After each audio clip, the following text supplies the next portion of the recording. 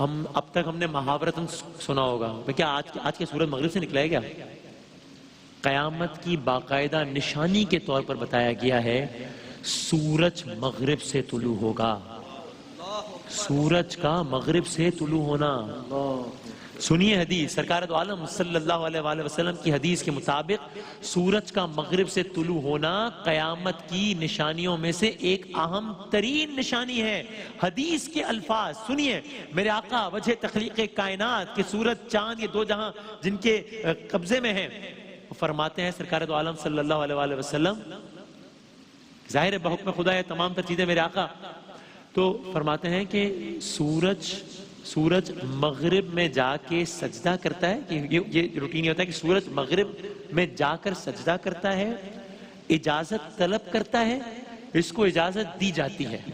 ٹھیک سورج مغرب میں جا کر سجدہ کرتا ہے آقا کی اجازت طلب کرتا ہے اور اجازت دی جاتی ہے لیکن قیامت سے قریب اس کا نہ سجدہ قبول ہوگا قیامت سے قریب نہ اس کو اجازت دی جائے گی اور اس سے کہا جائے گا کہ لوٹ جا پس وہ واپس مغرب سے طلوع ہو جائے گا. اس کو واپسی کی اجازت نہیں دے جب مغرب طلوع ہوتا ہے سجدہ کرتا ہے اجازت دی جاتی ہے پھر اجازت نہیں ملے گی واپسی کی مغرب سے طلوع ہو جائے گا.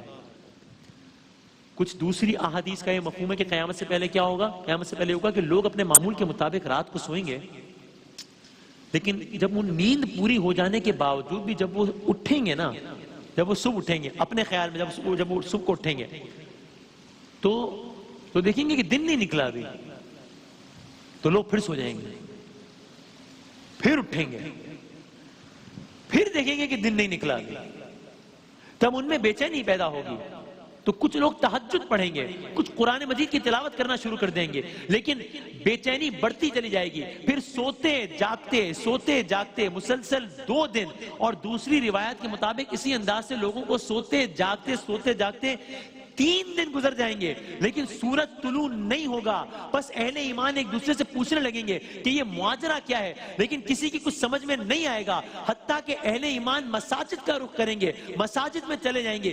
یہ وہ وقت ہوگا کہ اچانک روشنی طلوع ہونا شروع ہو جائے گی. اب لوگ مطمئن ہو جائیں گے کہ چلو سورج طلوع ہوا لیکن لوگوں کا اطمینان اس وقت حیرت میں اور پھر پریشانی میں تبدیل ہو جائے گا جب وہ دیکھیں گے کہ روشنی تو ہو رہی ہے روشنی طلوع سورج کے باعث ہی ہو رہی ہے لیکن وہ سورج مشرق سے نہیں مغرب سے طلوع ہو رہا ہے.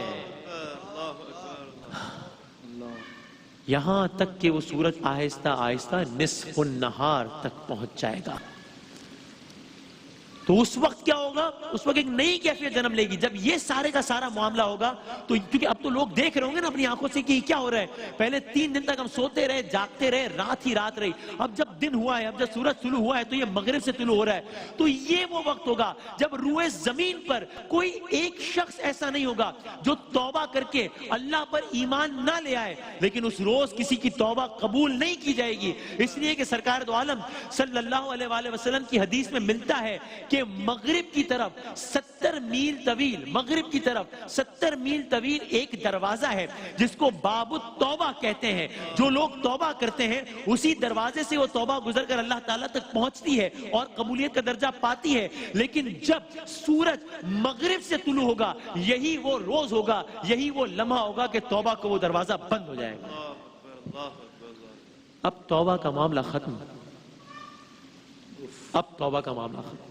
اللہ اکبر.